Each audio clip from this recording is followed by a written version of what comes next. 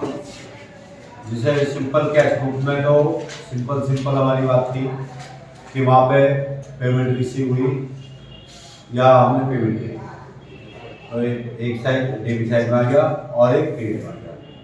अब जब हमारा डबल कॉलम कैश बुक है तो उसके अंदर क्या है हमारे पास, बैंक कॉलम भी यही है और कैश कॉलम भी यही है।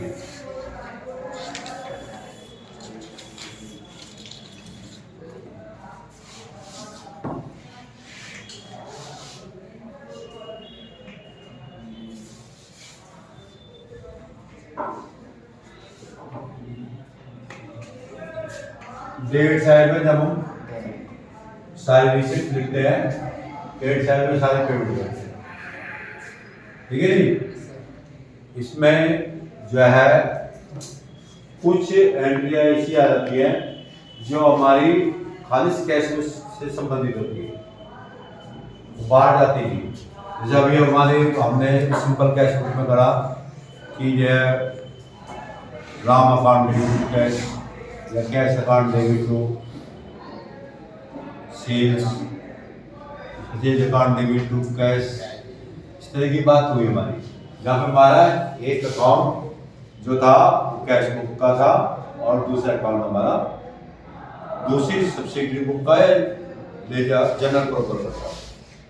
इसके अंदर जो है हमारे पास जैसे कुछ जनरल एंट्री बताते हैं कि हमने बैंक में से कैश निकाला, cash account debit to bank 2000 निकाला, विड्रॉवल करा 2000 का। इसे ही बैंक में हमने कोई डिपॉजिट कर दिया, bank account debit to cash account. ये दोनों एंट्री हमारी जो है एक ही सब्सिडरी बुक में जाएगी, कैश बुक में, जिसे हम बैंक कॉलम कैश बुक कहते हैं, ठीक है नहीं। ये जब ये एंट्री होती है तो जब ये एनएफ वाला कॉलम होता है, इसके अंदर हम यहाँ पे लेजर फोलियो, हाँ, वहां पे हम उसको काउंटर एंट्री करते हैं। जैसे पहले वाली एंट्री को देखते हैं हम, पहले वाली एंट्री हमारी जनवरी 10 की है, ये जनवरी 12, ठीक है ना। तो जनवरी 10 वाली एंट्री को हम क्या इसमें कैसे करेंगे,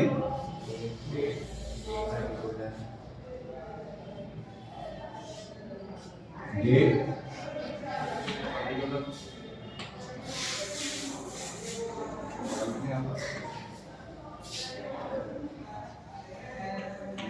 जनवरी 10।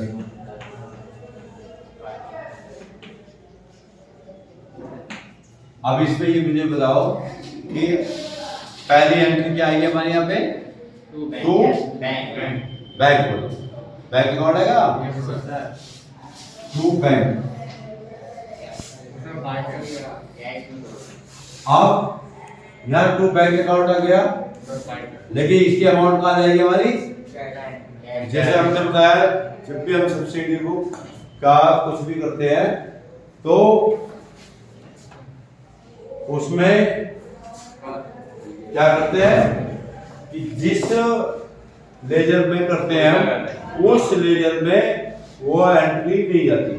तो अब बैंक की कैश बुक की जा रही है, यहाँ पे किसमें जाएगी, कैश बुक में। तो 2000 रुपये हमने क्यों, क्योंकि 2000 रुपये हमने बैंक से क्या करें, विड्रॉ करें, है ना, विड्रॉ करें ना, तो ये डिपॉजिट करें, ठीक है ना। हमारे पास आगे बैंक से भेजे कैश बुक में। अब दूसरी साइड हमारी डेट आ गई है 2021 जनवरी 10 या बाई कैश है, ठीक है जी। तो 2000 क्यों कि हमने यहाँ पे कैश क्या करा है, विड्रॉ करा है, तो बैंक कॉलम में अब ये जो एंट्री दोनों हमारी ही से संबंधित है, कैश बुक की सब्सिडी बुक से संबंधित है, तो हम यहाँ पे कॉन्ट्रा एंट्री। सर इसमें विड्रॉ नहीं करा, इसमें डिपॉजिट करा सेकंड वाले में। बैंक अकाउंट है तो सेकंड वाले में अब वो अभी पहले एक की बात करते हैं, पहले एक की तो बात करते हैं ना, ठीक है ना। तो ये दोनों यहाँ पे कॉन्ट्रा एंट्री हो गई हमारी, ठीक है ना, सही है। अब अगले वाले में चलते हैं। अगले वाले में क्या होगा, जनवरी 12 को यहाँ पे क्या आएगा, 2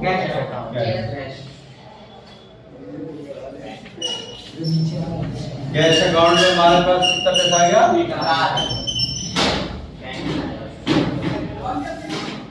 1000, ठीक है ना। मतलब हमने बैंक में क्या करा, ये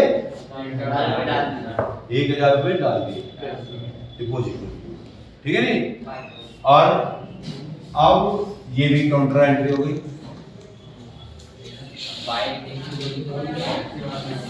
12 जनवरी वाई बैंक,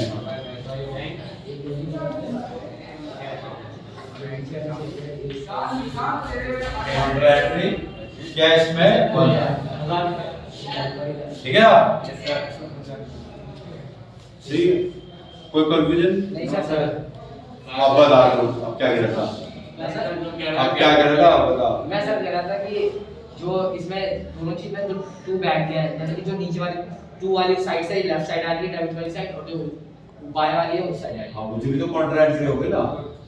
तो काउंटर एंट्री इस तरह की मैक्सिमम इस तरह की होती है। एक जो चेक की भी कई बार होती है, जब हम जो चेक को डिपॉजिट करते हैं, आपने इसमें कॉलम में पहले लिख लेते हैं, फिर उसको बैंक में डाल देते हैं। तो ये काउंटर एंट्री 2-3 तरह की होती है, जो बहुत से बच्चों को समझ में नहीं आते, तो ये काउंटर एंट्री में ये समस्या जो चलती है। बाकी सिंपल कैश बुक की तरह सारी एंट्रियां चलेंगी, ठीक है ना। एक इसके बाद हमारे पास होता है डिस्काउंट कॉलम। डिस्काउंट कॉलम को बता देते हैं, फिर पेटी क्वेश्चन को केवल हम जो समझा रहे हैं वो डिफिकल्ट चीज समझा रहे, जो बच्चे समझने वाली बात है, नॉर्मल नहीं बता रहे, ठीक है जी। नॉर्मल में तो मैं पूछ रहा हूँ। अब ऐसे हमारे पास एक डिस्काउंट कॉलम है। डिस्काउंट में कैसे करते हैं, जैसे जनवरी 13 को परचेज अकाउंट डेबिट, हमने परचेज क्या करा, माल परचेज करा, ठीक है नहीं। यहाँ पे 25 रुपए का माल परचेज कर, और उसको टू कैश अकाउंट, हमने 2450 में उसे कैश दिए, और उसने कैश डिस्काउंट हमारे को दे दिया 50। एक तो डिस्काउंट की हिस्ट्री की बात हो गई, ठीक है ना। बेटा इधर उधर नहीं देख। दूसरा एक होता है हमने सेल का कैश अकाउंट डेबिट, माल भेजा कुछ, उसको उन्होंने कैश पेमेंट करी, तो हमने उसको डिस्काउंट दे दिया, discount account debit to sales account. ये हमारा 3000 रुपये का उन्होंने माल भेजा, 2900 रुपये उसने हमारे को कैश दे दिए, 100 रुपये का हमने डिस्काउंट, ठीक है ना। तो इस तरह की जो हमारी जहाँ जनरल एंट्री बनती है, वो हम जब कैश बुक की सब्सिडी बुक में करते हैं, तो उसकी हमारे पास एंट्री होनी चाहिए। एक डिस्काउंट कॉलम होगा। कुछ प्राइवेट किताबों ने डिस्काउंट कॉलम को भी मिला के 3 कॉलम कैश बुक कर दी, जबकि 3 कॉलम कैश बुक को हमारे यहाँ फंडामेंटल नहीं है। बाय रूल केवल 2 कॉलम है। एग्जाम में जहाँ भी 2 कॉलम सब लिखा होगा, उसका मतलब बैंक कॉलम से है, ना कि डिस्काउंट। कुछ प्राइवेट किताबों के अंदर 2 कॉलम को डिस्काउंट कॉलम और सिंपल कैश खोल जाएगा। कई बच्चे एग्जाम में गड़बड़ी कर देते हैं, जहाँ पे लिखा होता है एग्जाम में प्रिपेयर टू कॉलम कैश और वो बैंक कॉलम ही नहीं बनाते, जो 3 कॉलम होती है, क्योंकि जो हमारी बात एनसीईआरटी में चली है हमें वो चलानी है। तो इसलिए इसी के अंदर हमारा डिस्काउंट वाली बात आ जाती है, जिसे हम 2 कॉलम कह लो, बैंक कॉलम कह लो, या प्राइवेट किताब की सब 3 कॉलम कह लो। एक simple single column cash book जहाँ हमारी कैश अकाउंट है खाली, डबल कॉलम कैश बुक जहाँ हमारा कैश और बैंक है, ठीक है ना। उसके अंदर डिस्काउंट है या कोई और चीज़ है, वो हमारी एक सब्सिडरी चीज़ है, मैंने। अब इसको हम लेके मान लीजिए ये वाली जनरल एंट्री हमारे को कैश बुक में करनी होती, तो हम क्या करते हैं, अब परचेज अकाउंट हमारा क्या हुआ, क्रेडिट। कैश बुक में क्या आ जाएगा, ये क्या बाई डेबिट करिए ना हमने, जनवरी 30 बाई परचेज अकाउंट, ठीक है। पेमेंट कितनी करी हमने, 2450 करी कैश बुक में से, बैंक ट्रांजैक्शन नहीं करी 2450। अब 50 रुपए डिस्काउंट है, यहाँ पे एक छोटा सा डिस्काउंट कॉलम बना दो, हाँ ये तो बनेगा 50 बोल 3 कॉलम बोलते हैं प्राइवेट किताब वाले, लेकिन है ये 2 कॉलम ही, 2 कॉलम ये है कि 2 कॉलम कैश और बैंक है बनने पर। इसके अंदर अब कॉलम को गिनेगा, डेट का भी है, पार्टिकुलर्स का भी है, लेजर फाइल का भी है, डिस्काउंट का भी है, 1 2 3 4 5 6 टोटल 12 कॉलम है। इसको 12 कॉलम कैसे बोल देते हो, बोलने वाला भी बोल सकता ना। 3 कॉलम का है इसके अंदर, कॉलम तो 6 या 12 है, डेबिट साइड में से,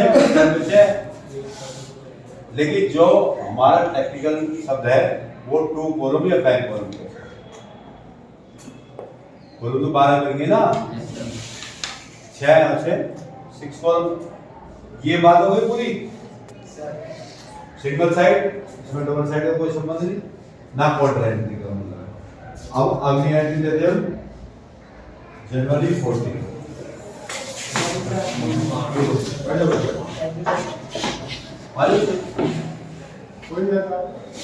जनवरी 14 में हमारा क्या हुआ, सेल्स करी हमने, ठीक है ना। तो 2 सेल्स अकाउंट, यहाँ पे भी एक छोटा सा डिस्काउंट कॉलम बना लो,